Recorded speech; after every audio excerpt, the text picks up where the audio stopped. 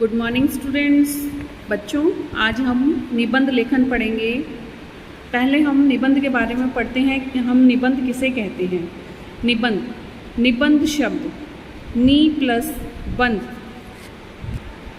निबंध किसे कहते हैं? नी प्लस बंध से मिलकर बना है। निबंध किससे मिलकर बना है? नी प्लस बंध। इसका अर्थ है जो बंधा हुआ न हो, जो किसी से बंधा हुआ न हो वो क्या कहलाता है? निबंध। अतः किसी विषय पर स्वाभाविक रूप से अपने मन के भावों और विचारों को क्रमबद्ध रूप में प्रकट करने वाली रचना को निबंध कहते हैं। इसमें क्या बताया गया है बच्चों कि किसी भी विषय पर स्वाभाविक रूप से अपने मन के भावों और विचारों को प्रकट करने को क्रमबद्ध रूप से प्रकट करना क्या कहलाता है? निबंध कहलाता है। निबंध लिखते समय नीचे लिखी बातों का विशेष ध्यान रखना चाहिए। जब निबंध लिखते हैं तो इन बातों का हमें विशेष रूप से ध्यान रखना चाहिए। क्या क्या बातें हैं देखते हैं। पहला है, निबंध की भाषा सरल और रोचक होनी चाहिए। यानी निबंध की जो भाषा है वो एकदम साधारण, सीधी और रोचक, इंटरेस्टिंग होनी चाहिए, जिसमें मज़ा आए हमें पढ़ने में। ऐसी भाषा निबंध की होनी चाहिए। वाक्य छोटे होने चाहिए जिनका अर्थ सरलता से समझ में आ सके। क्या बताया है कि वाक्य ऐसे होने चाहिए, जो वाक्य छोटे होने चाहिए और उनका अर्थ छोटे में ही समझ में आ जाए, सरलता से अच्छे से समझ में आ जाए। ऐसे हमारे निबंध के वाक्य होने चाहिए। निबंध लिखते समय उचित विराम चिन्हों का प्रयोग होना चाहिए। ये बिल्कुल अच्छी बात बताई गई है बच्चों इसमें कि जब हम निबंध लिखते हैं तो उसमें जो विराम चिन्ह हैं, हमारे अनुस्वार हैं, कुछ भी हैं, तो वो अपनी जगह पर, उचित जगह पर होने चाहिए। तो ये सब बातें, ये 3 बातें हमें विशेष रूप से ध्यान रखनी चाहिए जब हम निबंध लिखते हैं।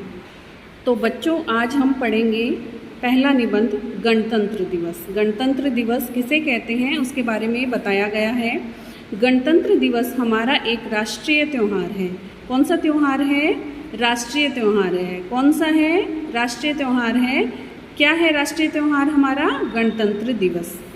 भारत 15 अगस्त 1947 ईस्वी को स्वतंत्र हुआ था। कब स्वतंत्र हुआ था? उसको आज़ादी कब मिली थी भारत को?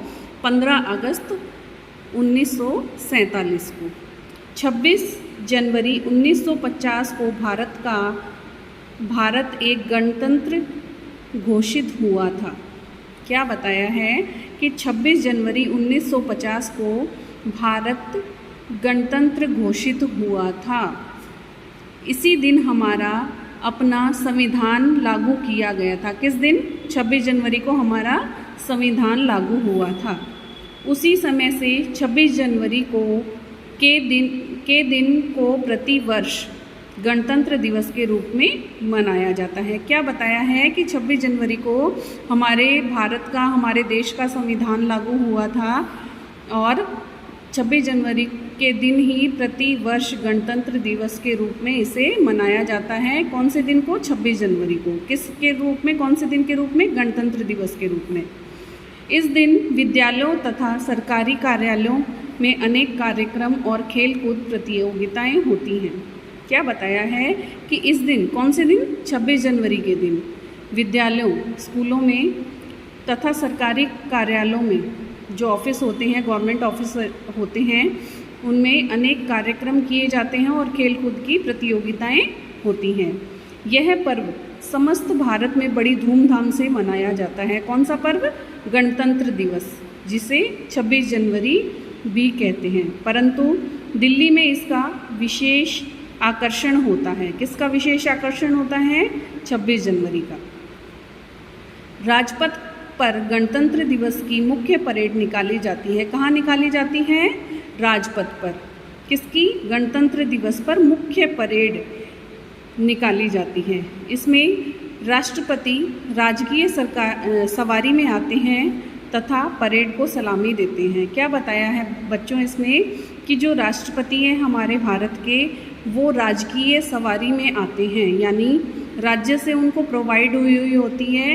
राज्य उनको जो सवारी देता है, जो भी गाड़ी या उस पर सवार होकर आते हैं और परेड को सलामी देते हैं। परेड में 3 सेनाओं की टुकड़ियां तथा सुंदर सुंदर झांकियां निकलती हैं। क्या होता है परेड में कि तीनों सेनाओं की टुकड़ियां, जल, थल और वायु सेना की टुकड़ियां होती हैं और उनकी सुंदर सुंदर झांकियां निकलती है। वायुयान आकाश में उड़कर आश्चर्यजनक करतब दिखाते हैं। वायुयान मतलब हेलीकॉप्टर, हवाई जहाज़, ये आकाश में उड़कर आश्चर्यजनक यानी अद्भुत करतब दिखाते हैं। संध्या के समय सरकारी भवनों पर रोशनी भी की जाती है, यानी संध्या मतलब शाम के समय सरकारी भवनों, जो गवर्नमेंट भवन होते हैं, जैसे राष्ट्रपति भवन है, प्रधानमंत्री भवन है, पार्लियामेंट है, सांसद है, वहाँ पर क्या की जाती है? रोशनी की जाती है। यह दिन हमें प्रेरणा देता है और हमें अपने देश की स्वतंत्रता और एकता की रक्षा करनी चाहिए। क्या बताया है कि यह दिन हमें प्रेरणा देता है, हमारे देश के प्रति जो हमारे कर्तव्य हैं उसके बारे में हमें प्रेरणा देता है। इससे हमें प्रेरणा मिलती है और हमें अपने देश की स्वतंत्रता और एकता की रक्षा करनी चाहिए। क्या करनी चाहिए? अपने देश की स्वतंत्रता की और एकता की रक्षा करनी चाहिए। चाहे कितनी भी मुसीबत हो, हमें अपने देश का साथ देना चाहिए और उसकी रक्षा करनी चाहिए। तो बच्चों, समझ में आया होगा कि गणतंत्र दिवस कब मनाया जाता है, कैसे मनाया जाता है, इस दिन क्या हुआ था और दिल्ली में वहाँ पे परेड में क्या क्या होता है, राष्ट्रपति सलामी देते हैं हमारी परेड को। तो इस तरह से गणतंत्र दिवस का महत्व इस निबंध के माध्यम से हमें समझाया गया है।